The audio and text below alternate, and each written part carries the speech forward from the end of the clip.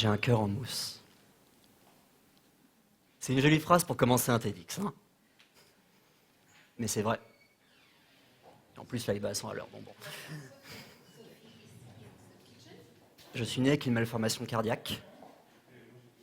Et 2 mois après ma naissance, on m'a ouvert le cœur. On a réparé ce qui n'allait pas. Et on y a juste mis un petit bout de mousse, sans lequel je ne serais pas là pour vous parler aujourd'hui. J'ai 22 ans, et malgré tout ça, c'est seulement maintenant que j'ai pris conscience de la chance que j'ai d'être vivant. Quand j'étais petit, je pensais qu'à cause de ce cœur en mousse, je n'arriverais à ressentir aucune émotion. Sauf que c'était tout le contraire. Je ressentais beaucoup trop d'émotions. Et j'avais un besoin constant de les exprimer. C'était comme respirer pour moi. Moi, ça ne me dérangeait pas. Mais par contre, ça m'a très vite amené à connaître le harcèlement scolaire. Parce que j'étais en opposition à la masse. Que la masse, elle jouait à la loi du plus fort. Et que le plus fort, c'est celui qui ne montrait pas ses émotions. Alors j'ai tout fait. J'ai tout fait pour que ça s'arrête. J'ai essayé d'entretenir des relations conventionnelles avec les gens. J'arrivais le matin et je pouvais juste dire « Salut, ça va? On a quoi comme cours aujourd'hui ?» Et ça se serait arrêté là. Mais je pouvais pas. Parce que c'était pas moi, ça. Moi, j'arrivais et je disais « Bonjour, j'espère que tu vas bien. » Mais après, je peux comprendre. Je peux comprendre que ce soit dur d'exprimer ses émotions. Mais bon, quand même, quoi. Au bout d'un moment. Et donc, ça a compliqué les choses. Et j'ai tout connu. Cette peur dans chaque couloir, chaque salle de cours, ce bruit constant dans vos oreilles, cette sensation qu'on parle dans votre dos, qu'on vous juge à chaque instant. J'étais en équilibre sur le fil le plus fin du monde. Et quand j'ai découvert ma sexualité, et qu'ils ont découvert ma sexualité, il n'y avait plus d'équilibre. Je ne pouvais plus rien faire face à des gens qui ne comprenaient pas comment je pouvais ressentir de telles émotions pour eux. J'ai un ami, et cet ami s'appelle Bilal. Et donc, si vous voulez bien, on va dire « Bonjour Bilal ». Voilà. Et Bilal, à chaque fois que je le vois, il me fait « Maxime, t'es beau. Maxime, je t'aime. » Et ça, il fait ça toutes les 5 minutes. Hein. Toutes les 5 minutes. « T'es beau, je t'aime. » Et je suis fasciné par sa capacité à exprimer ses émotions et à dire ce qu'il ressent. À aller chercher au plus profond de lui cette petite chose et de l'exprimer pleinement au grand jour. C'est dur, hein? C'est dur à faire. Mais vous savez ce qui est bien? C'est qu'on a des lieux pour ça. On a des scènes de concert. On a nos réseaux sociaux. On a ce TEDx, ici, aujourd'hui. Et puis on a les salles de cinéma. La première fois que mes parents m'y ont emmené, j'ai su que je ne voudrais plus jamais en repartir. C'était comme si la salle me parlait et qu'elle me disait « Tout va bien. Ici, tu peux ressentir ce que tu veux. Tu peux rire, tu peux pleurer. On n'est pas là pour te juger. Personne ne te verra. Tu es juste dans l'obscurité de la salle, avec la lumière de l'écran. Et tu n'as pas à avoir honte. Tu sais pourquoi? Parce que les gens qui sont autour de toi, ils sont aussi là pour ça. C'est peut-être pour ça que mes parents m'y ont emmené pour la première fois. J'ai toujours eu du mal à communiquer mes émotions à eux.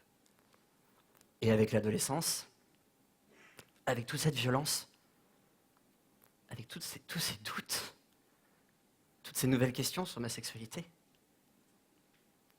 j'arrivais plus à aller vers eux. Et puis il y avait le cinéma. Avec le cinéma, je pouvais leur parler. Que ce soit d'un film vieux de 30 ans que j'avais vu la veille, ou de celui qui allait sortir dans 2 semaines, que j'attendais avec impatience. C'était comme si, pour arriver à communiquer mes émotions avec eux, je passais par celles qu'on ressentait en regardant le film, et que ça faisait un pont entre nous. Alors, quand j'ai arrêté mes études à 18 ans, que j'étais brisé par la scolarité, par toute cette haine que j'avais pris dans la gueule, j'arrivais plus à communiquer avec les gens. J'arrivais plus à exprimer à n'importe qui ce que je ressentais. Alors j'ai décidé de faire pareil qu'avec mes parents. J'ai décidé de faire mes propres films pour créer un pont avec eux. J'ai lancé ma petite chaîne YouTube à mon nom, parce que je ne suis pas quelqu'un de très original. Je l'ai donc appelé Maxime Grandjean. Et j'ai commencé par faire quelques jolies petites vidéos. Je filmais des gay pride, des jolis ciels bleus. Et les gens qui regardaient ces vidéos me disaient « Waouh, c'est beau ce que tu fais! Ta vie doit être tellement heureuse !» J'étais là et je me disais « Non, non, je vais pas bien. Je suis rempli de doutes, de névroses, d'une peur constante du vide, de l'abandon. »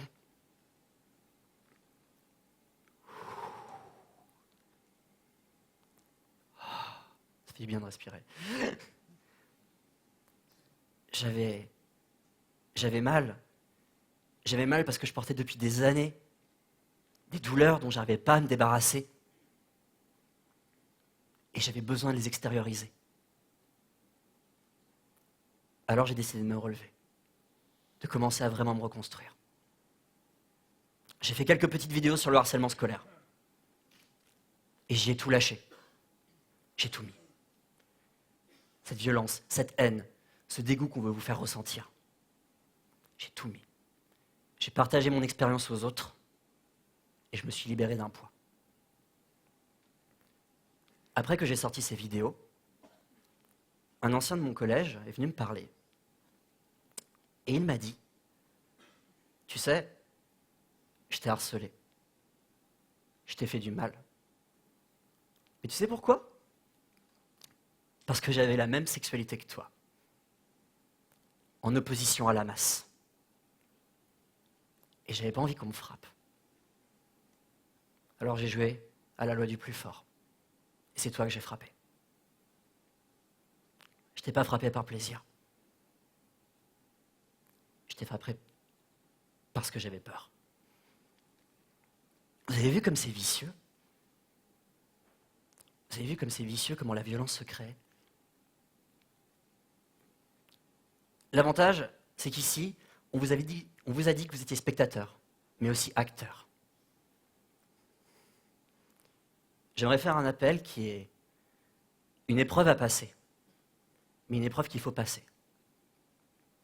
Je voudrais inviter des gens à faire comme moi, à prendre conscience de la peur et à se relever. Si des personnes ici ont été victimes du harcèlement scolaire, si même des personnes ont harcelé, parce qu'ils ne voulaient pas que ce soit eux qui soient harcelés, je voudrais juste que ces personnes se lèvent. Si personne ne se lève, c'est pas grave.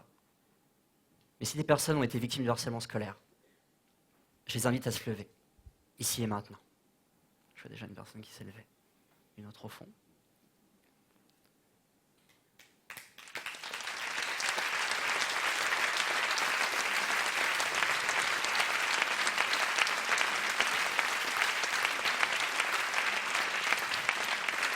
Merci.